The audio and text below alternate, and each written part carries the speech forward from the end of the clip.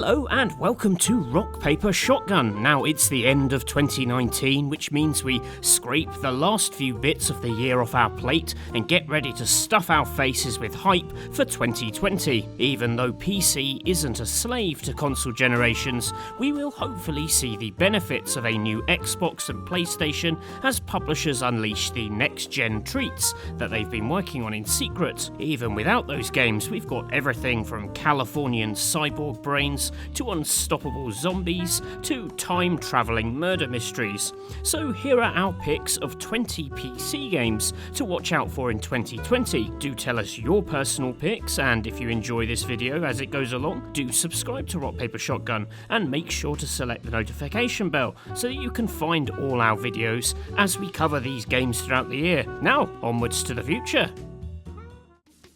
This'll confuse you, 2020 is actually going to be the year of 2077. Yes, E3 2019 was the moment that Cyberpunk finally took a practical shape. After that insane 2018 demo, we finally saw how the game works on a nuts and bolts level. In short, it looks like Deus Ex on a mega budget, a first-person RPG where your character build rewrites how missions play out, from turning machines against their masters to just evaporating gang members with handguns with the power of artillery. What elevates it to a different level to Deus Ex is that it plays out in a vast city where every district is a character bubbling with unique threats and opportunities. If you haven't already, do watch our interviews with the concept artist and RPG creator Mike Pondsmith for loads of insight into why this is one of 2020's most exciting games.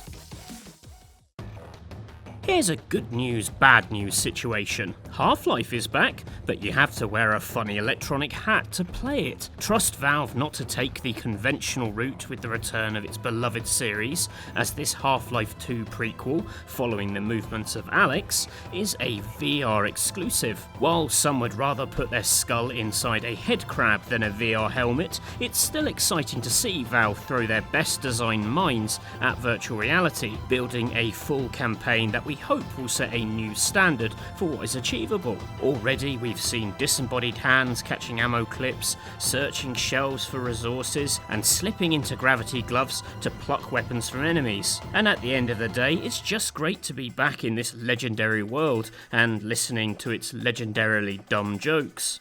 You're gonna need a gun! Don't worry, it's unloaded. It's unloaded now! If anyone can make the case for VR, it will be Valve. It's been a year since the Resident Evil 2 remake, and yet Mr. X still haunts my dreams. I can't even look at a fedora without crapping my pants. Well, bad news for my fellow afflicted, Resident Evil 3 is pretty much Mr. X the game, as Jill Valentine attempts to escape the unstoppable Nemesis and get the hell out of Raccoon City. Nemesis isn't properly shown in the trailer, but you know that guy's a coming.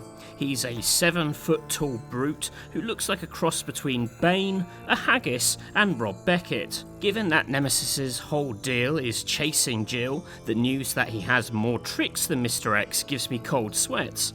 What if he can finally get inside the save room? Oh god. The other thing of note is the 4 vs 1 multiplayer mode, Project Resistance, where the lone wolf controls enemy spawns and can steer zombies. It also has a character called Martin Sandwich. Any relation to the Jill sandwich? All will be revealed on April the 3rd.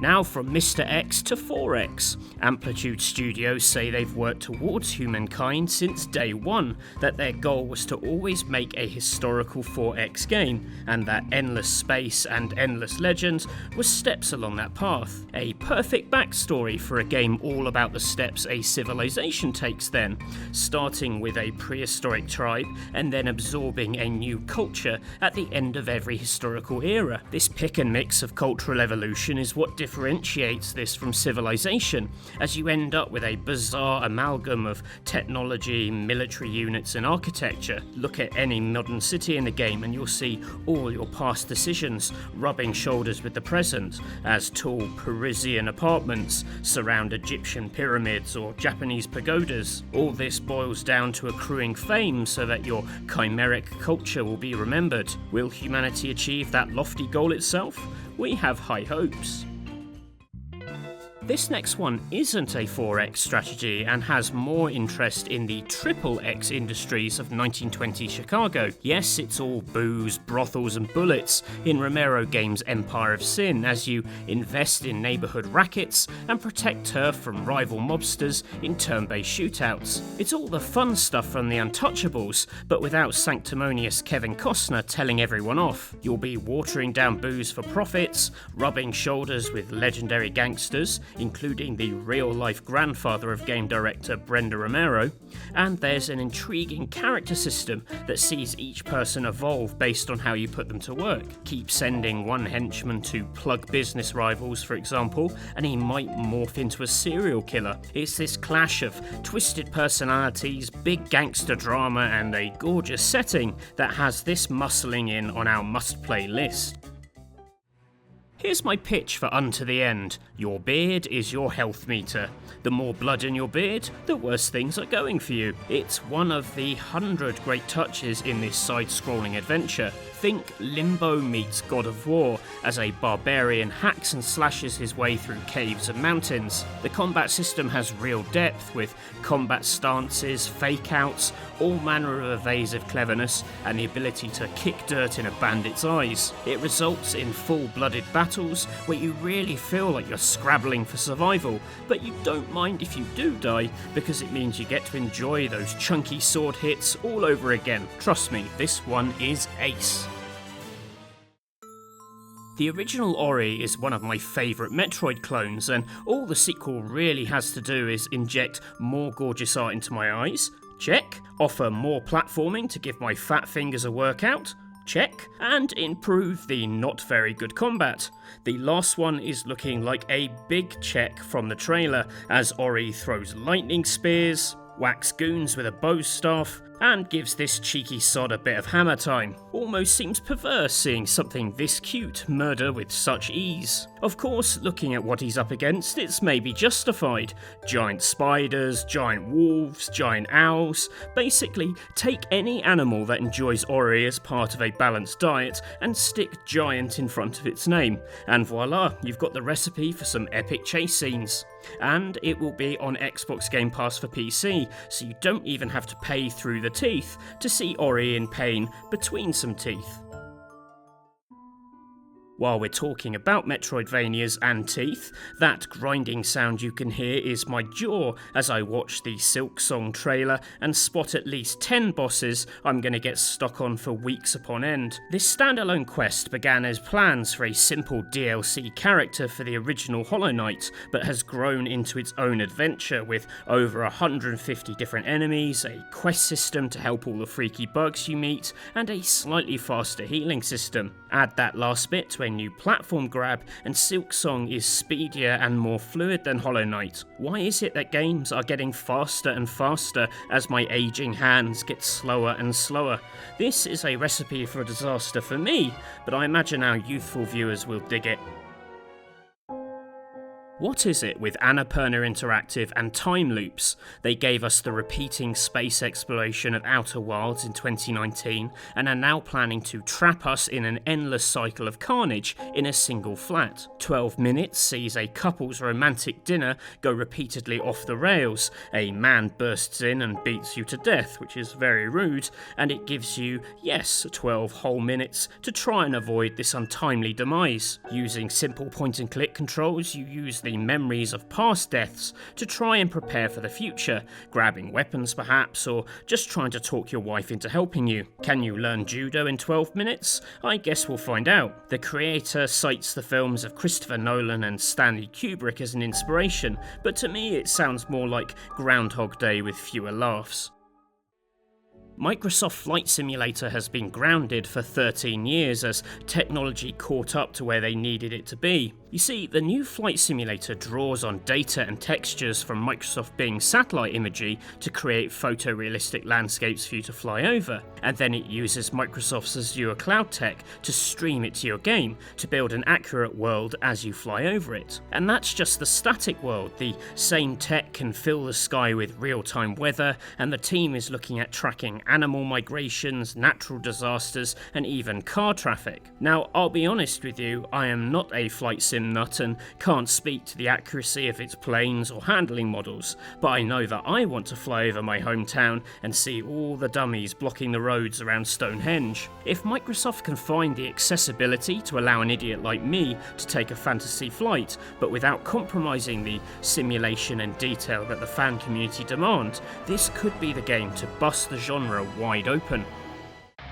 In last year's preview video, I said my New Year's resolution for 2019 was to punch off more demon heads, but then Doom Eternal slipped to 2020 and made a failure of me. I'm sad because I love punching off demon heads, and also because what we've played of Doom Eternal so far has been tremendous fun. More demons, more guns, and more bits of demons that you can shoot off with said guns. A grappling hook lets you deliver murder straight to a monster's front door, and you get a shoulder-mounted flamethrower that bakes evil flesh into shards of armour.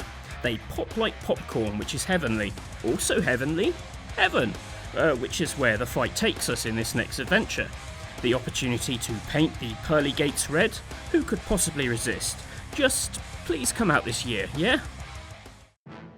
Total War Does Troy is a fascinating pitch, a further step into the grey area where history meets myth, a space that Creative Assembly navigated in 2019 with Total War 3 Kingdoms, where that game was built around the big personalities that populate an exaggerated telling of Chinese history.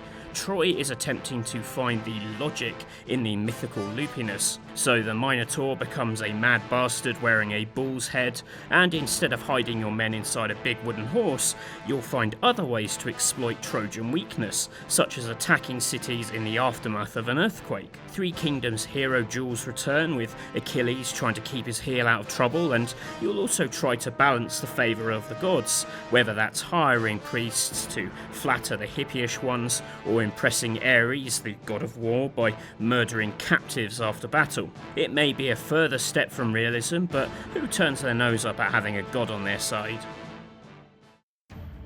Halo Infinite's latest E3 trailer didn't really do it for us, taking a series that is at its best when you're bouncing a silly car over alien worlds, and asking us instead to get excited about a random bearded dude hanging out in his dropship. That I do remain excited for Infinite boils down to two things: rediscovering the joys of Halo Reach on PC, and rewatching the 2018 tech demo of the new Slipspace engine.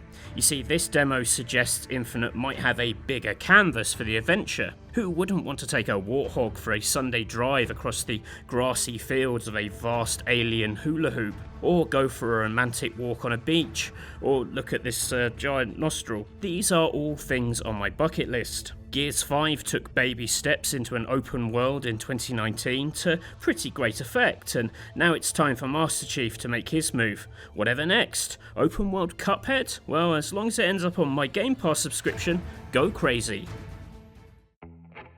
Desperados 3 was a highlight of Gamescom 2019 as the stealth wizards behind Shadow Tactics applied their sneaky know-how to this revival of a real-time tactics classic. Building a stealth game where everyone has very loud pistols may sound daft, but it works as you program in simultaneous moves to shoot out any ears that may hear you, or turn to a vast range of diversionary tactics to lure bandits to quiet parts of the map. Some fans are kicking off about it adding a mind-controlling witch to the team, but they seem to forget the original had a guy who attached sleeping bombs to children's balloons and then floated them over enemies' heads. If a freaking balloon assassin was okay, then Isabel's magics are fine.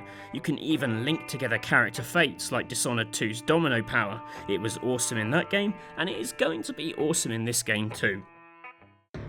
Why aren't more people talking about Dying Light 2? Every demo we've seen has blown us away, whether it's minute-to-minute zombie escapes that show off improved parkour and GUI combat, or the wider structure that sees mission decisions change how the open-world city functions. Make the wrong call and there are landmarks you can lose access to as evil factions move in, and there are even entire regions of the city that you might never discover. In our demo, draining a dam saw a submerged city block come bursting out of a lake. That's pretty bold thinking from a game that used to be about hiding up drain pipes to escape monsters. Perhaps Dying Light 2's quality hasn't quite sunk in yet, as it's been hands-off to date, by which I mean we can't play it. I'm not talking about all the hands you can chop off, which is still obviously a lot. Full disclosure, Paralives doesn't have a release date yet, but we include it as a gesture of hope. Specifically as a gesture of Alice's hope. She's our resident Sims nerd and has been salivating over Paralives non-stop. Imagine The Sims, but made by a smaller indie team. They're not set in their ways or part of a giant corporate machine, so are able to build exactly the thing they want. It may not sound like a big deal that you get bed sliders to turn a single into a double, or the ability to resize toilet roll holders, or the inclusion of curved walls, or the freedom to set building lot size and place it wherever you want. But if you're a Sims builder who has been working with EA's restrictions for the last 100 years, all this adds up to a really tantalising, fan-focused offering. It's still early days yet, but trust us, based on what we've seen, Paralives could be absolutely massive. Watch Dogs Legion gets a lot of attention for its whole play as any NPC in the game thing, and that is very cool. I love the idea of building a people's army from old age pensioners and presumably pelting my enemies with the rock-hard mints they've had in their pockets for at least 5 years. But really the appeal is taking a trip around virtual London and reclaiming the city one dingy pub at a time. Maybe you'll be able to hack yourself some cheap tickets to the overpriced West End shows, although the bleak dystopian rulers will have probably banned Les Mis, and you don't want to give people any ideas of revolution.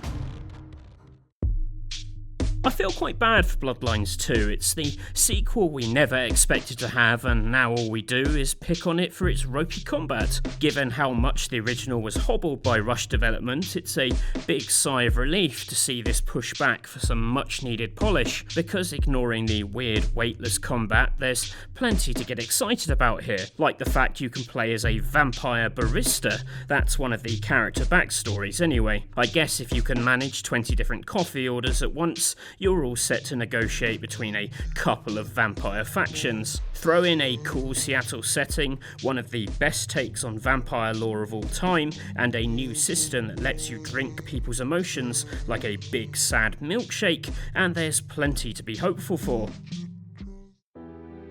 Minute of Islands was a highlight of EGX Berlin 2019. It looks like a playable cartoon as you guide a beautifully animated heroine across huge hand-drawn landscapes, trying to wake up ancient machinery hidden across islands. It's a sweet mix of puzzling and platforming, but with some seriously sinister undertones, as our hero trots past rotting animal carcasses and wakes up creepy giants. You can see a lot more of this in our video from EGX Berlin, so do click on the link, hopefully popping up on screen now.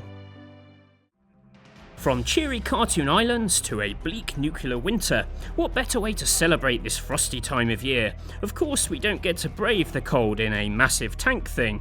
This vehicle is not just for navigating the map, but can drive into turn-based combat encounters, crushing enemies underfoot and laying down support fire. It's a bit like if the Batmobile from Batman Begins was a party member. Sadly, you can't romance it. Dating a car is one of the few things you can't do in Exile's latest. Character skills, party composition, and conversational smarts can have a huge impact on how every mission plays out. Not that surprising given the game's RPG heritage, it's very much a proto-Fallout, but this is looking a lot shinier than Wasteland 2. Must be all that Microsoft green. In Exile became a first-party studio last year. And those are just a few of the hundreds of interesting games on the horizon. It was a bit of a nightmare whittling them down. I'd love to hear your personal picks for 2020, so definitely put them in the comments. Then we'll do our very best to make sure we cover them in detail as the year unfolds. If you enjoyed this video, you can support the channel through our Displate store. Please do use the link to check out our personal picks. There's over 500,000 designs, and Displate's unique metal posters are built to last, and they use a magnet mounting system that doesn't involve drilling into your walls with power tools, which is a good thing. And not only will you be supporting the channel, but you'll be supporting the environment. For every Displate sold, a tree gets planted. Anyway, I hope you found this video useful. I know it's dumb to get sucked into the hype cycle, but it's nice to have something to look forward to, right? I really hope you'll join us in 2020 to cover all these wonderful PC games. We've been having loads of fun on the channel in 2019, and we'd love for you to subscribe and join us for more. So we will hopefully see you soon. Bye for now.